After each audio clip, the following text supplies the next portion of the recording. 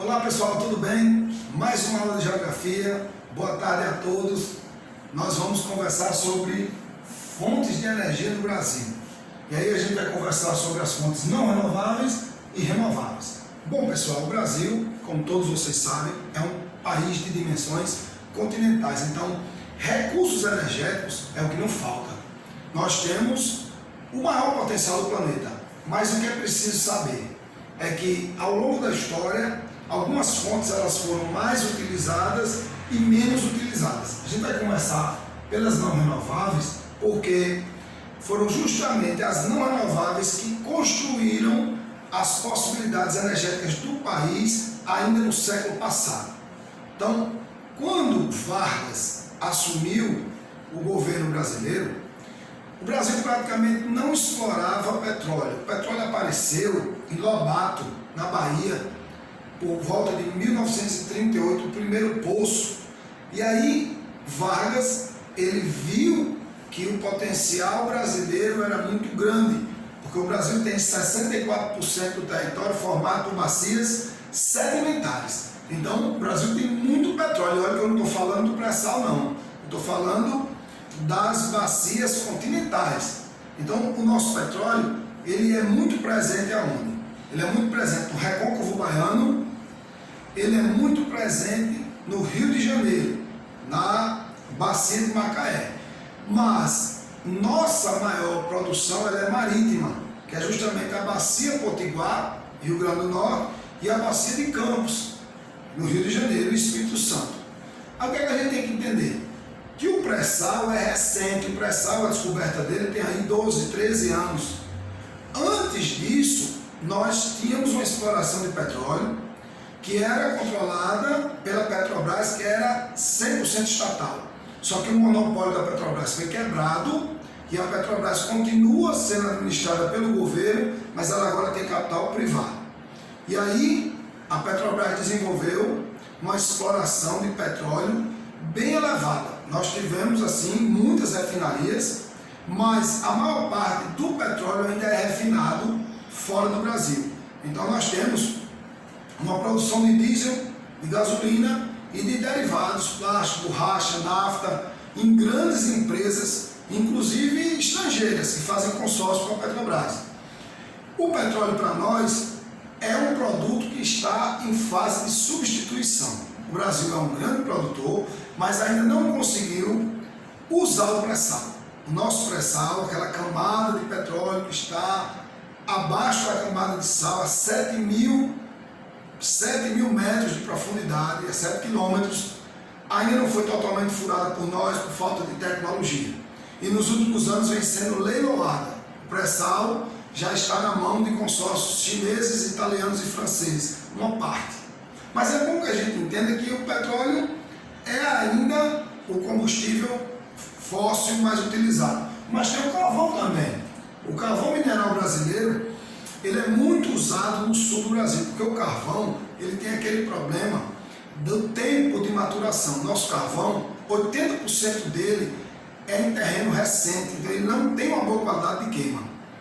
20% das nossas reservas são usadas para a indústria siderúrgica, que é o que resta de bom do nosso carvão. Então, principalmente no sul do Brasil, em Santa Catarina, aquela região de Joinville, Brusque, aquela região que mais tem carvão. Então, nós usamos bastante nas usinas siderúrgicas e metalúrgicas, mais siderúrgicas. Então, o carvão mineral brasileiro não é uma grande fonte utilizada por nós.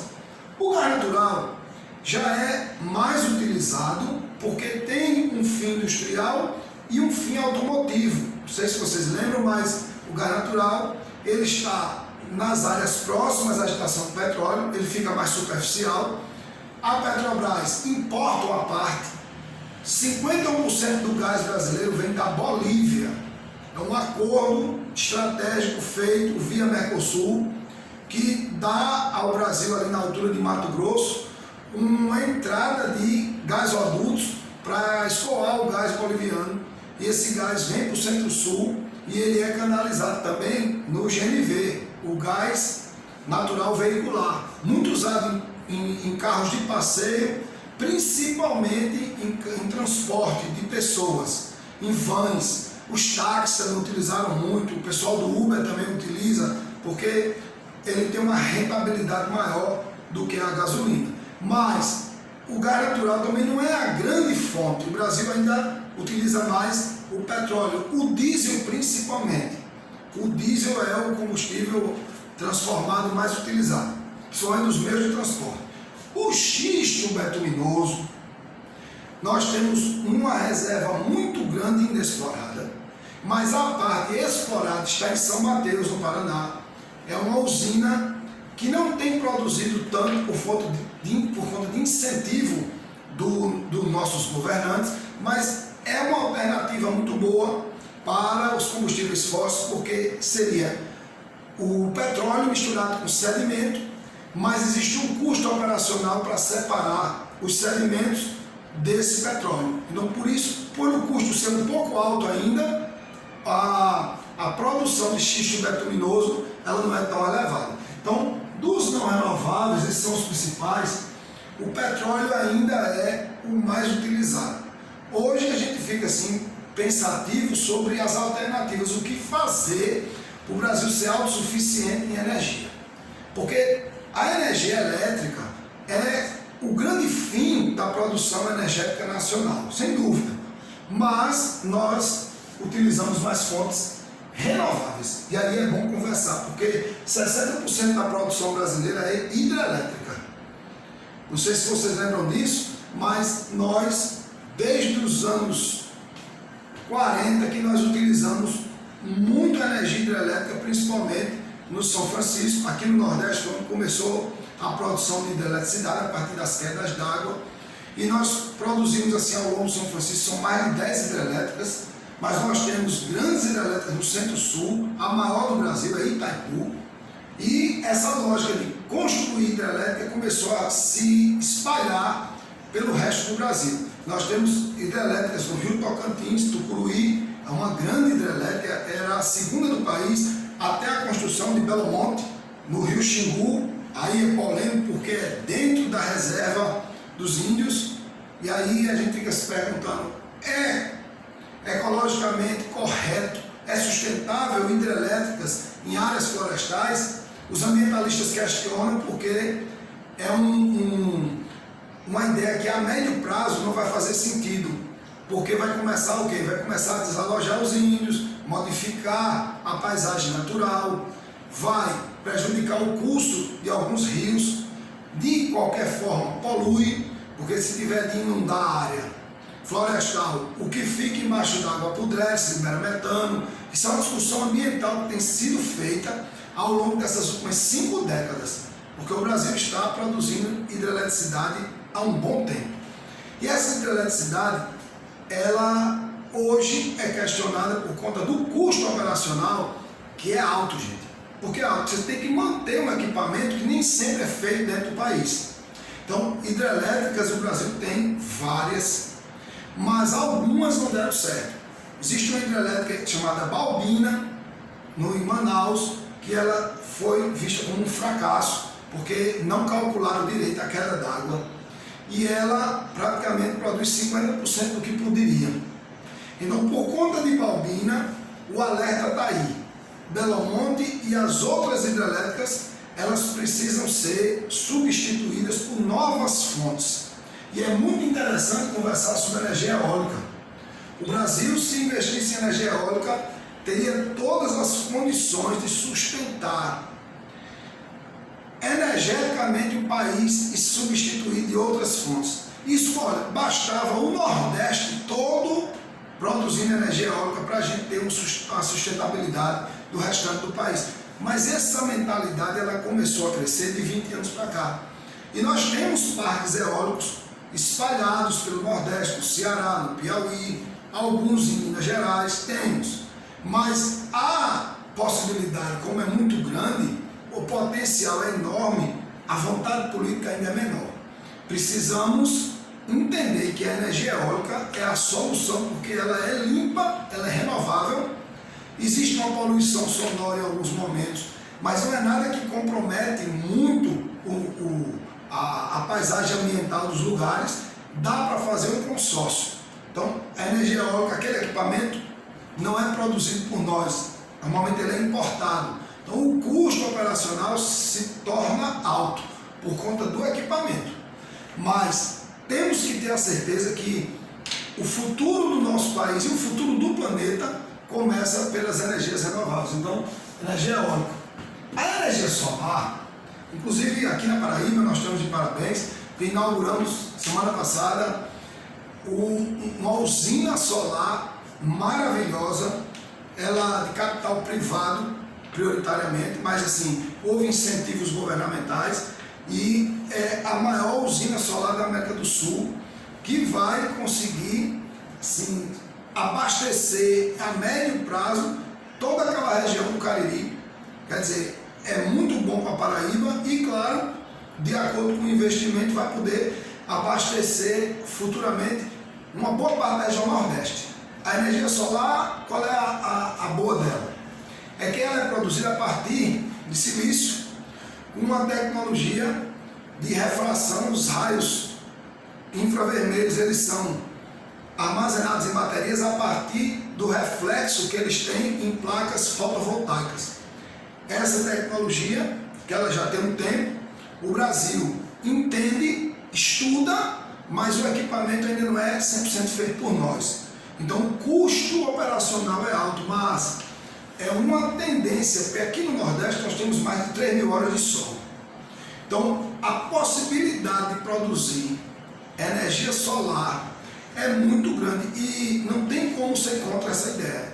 Então agora que as usinas estão começando a ser instaladas assim, com um volume maior aqui no Nordeste, tomara que exista uma sensibilidade do governo federal e dos governos estaduais para admitirem que essa é a melhor saída para a região e para o Brasil.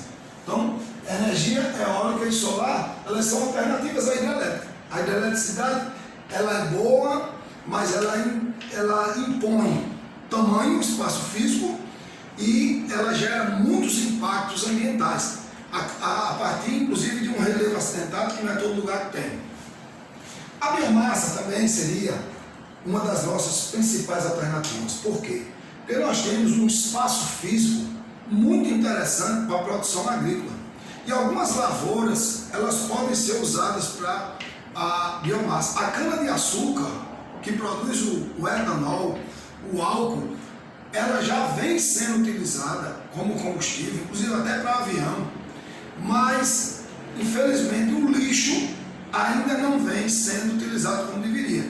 Nesse meio tempo se estudou bastante a questão da mamona, do dendê, para produzir o biodiesel. Não sei se você lembra do biodiesel, que é uma mistura ao diesel que faz com que o volume aumente e haja assim uma maior rentabilidade dos combustíveis fósseis. Então é uma visão renovável dentro da tradicional.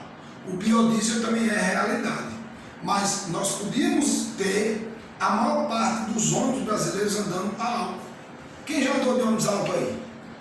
Eu nunca andei de ônibus a álcool e acho que isso poderia ter acontecido nessas últimas décadas, porque a tecnologia o Brasil desenvolveu. Nós temos tecnologia de motores a álcool, inclusive de avião, mas uma coisa que a produção da gente é exacerbada e pouco usada é o lixo. Eu volto ao lixo. A biodigestão. A partir da fermentação, nós podemos produzir combustíveis fósseis, assim, nós podemos produzir, a partir da queima, nós podemos usar em motores essa energia gerada, é isso que eu estou querendo dizer. Nós podemos também, veja, produzir adubo, e aí para a agroecologia, trabalhar com a parte orgânica a partir do adubo usado nas usinas de lixo. Então nós temos todas as condições de usar a biomassa para o biodiesel, para o etanol, o álcool e o lixo. O que é que precisa? Vontade política para fazer os aterros, conscientizar as pessoas de colocar os lixos nos locais adequados para haver a reciclagem, e essa reciclagem impulsionar a indústria e o empreendedorismo. Então, hidroeletricidade, energia eólica, energia solar, biomassa, isso está ao nosso alcance. O que falta? Vontade política. Nós temos um litoral muito extenso. A hidroeletricidade ela pode ser colocada no mar. Como? Energia das marés. A França usa isso há um bom tempo. Nós temos um litoral de mais de 7.000 quilômetros, onde esse litoral, se você observar, tem locais em que existe uma profundidade, em que o recuo do mar é grande e a profundidade do terreno também. Então ali há um acúmulo d'água que na subida da maré pode movimentar uma turbina. A cada 6 horas a maré sobe. Eu vou dar um exemplo. No Maranhão, o nível do mar chega a subir 6,5 metros. Nós temos ondas de 6 metros no Maranhão. Dava para obter essa energia das marés, que é colocar, gente, uma estrutura de hélices dentro do mar para na hora que o volume d'água for maior, a turbina movimentar. Isso não é nada demais. Eu sei que tem que fazer um estudo de impacto ambiental, mas em alguns lugares dá para fazer. É a energia das marés. Todo mundo ligado? Ou para falar. Mas é que dessa vez, gente, a gente está usando o quadro aí, tem que ser assim mesmo. A energia das ondas. Essa aqui muita gente não conhece. Que é o seguinte. É colocar uma engrenagem como se fosse uma cobra, como se fosse uma estrutura assim, cilíndrica, onde ela tem dobras, e nas dobras acompanha o movimento do mar. Veja o que é que eu estou dizendo a vocês. São colocados transmissores dentro das dobras dessas estruturas cilíndricas, e na hora que o mar se movimenta, a estrutura se movimenta também. E aí o que acontece? Vai armazenando pela energia cinética em baterias essa energia do movimento. Sabe quem usa isso? Portugal. Portugal usam bastante, chama energia das ondas. E isso, gente, não é uma coisa tão complicada para o governo brasileiro investir. Tem que fazer parceria com as universidades, com os institutos de pesquisa, para poder desenvolver engrenagens, ou se quiser usar de fora, vai pagar por isso. Mas a gente tem como desenvolver. E eu vejo assim, temos muitas possibilidades energéticas. O que é que falta? Vontade política. Eu vou dar um exemplo, eu nem coloquei aqui porque o Brasil não pratica. Mas eu vou dar um exemplo a vocês de uma coisa muito simples que podia existir em todo canto. Chama piezoeletricidade. Assim, ó. Ó.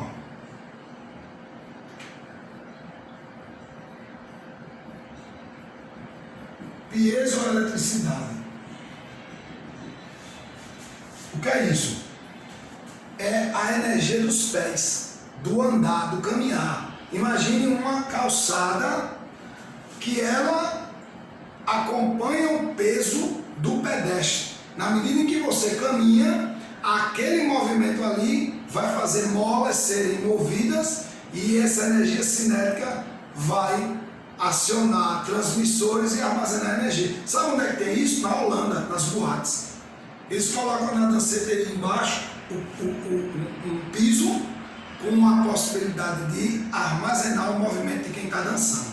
Então o pessoal dança na balada e essa iluminação da balada é alimentada pela própria energia. Isso pode acontecer com os postes.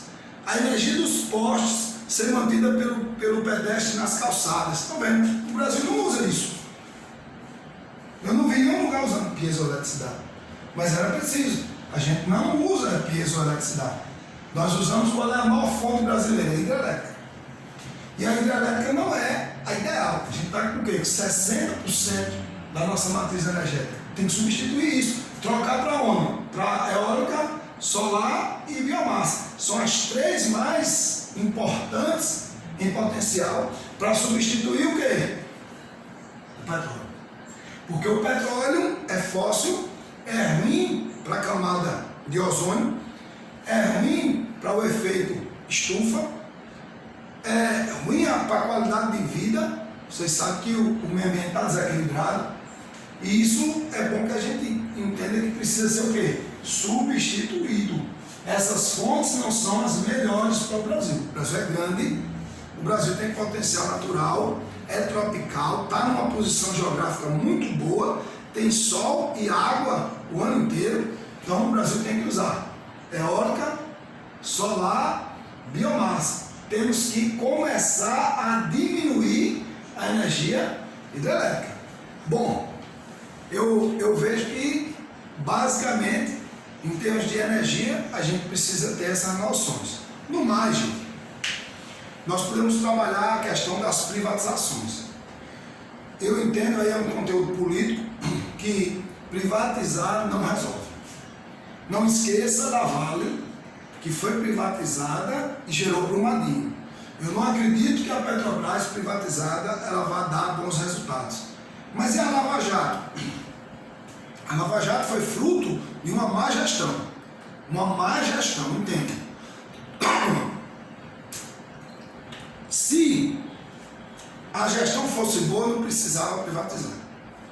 Basta fazer a engenharia, colocar pessoas que são competentes e compromissadas com a causa, que 51% ficando na nossa mão, nós vamos ter muito mais lucro do que entregar por qualquer valor. E essa lógica ela pode ser estendida às carvoarias e a todas as siderúrgicas, as empresas que trabalham com a produção, com as mineradoras em geral, que trabalham com a produção de combustíveis não renováveis. Eu sou contra as privatizações, isso é um setor estratégico.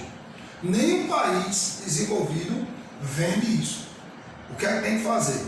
Desenvolver empresas capacitando pessoas para desenvolver engrenagens para a gente usar esse serviço. É para os outros pedirem para usar as nossas tecnologias nesses segmentos e pagar por isso. Se o Brasil desenvolver a melhor estrutura de obtenção de energia solar, se o Brasil desenvolver aquelas placas e passar a ganhar mercado, não vai ser bom para a gente? O dinheiro vai o quê? Vai voltar para a gente. Vai voltar por quê? Porque eles vão pagar royalties, eles vão pagar patentes, entendem? É isso que eu quero que vocês não esqueçam.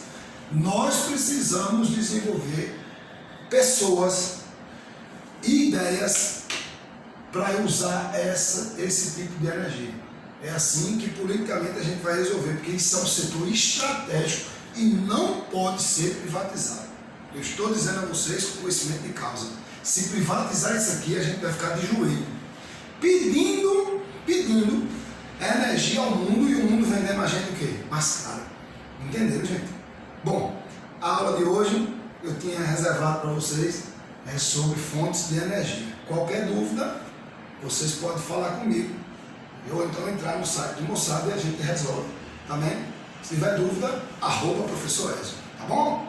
Boa semana!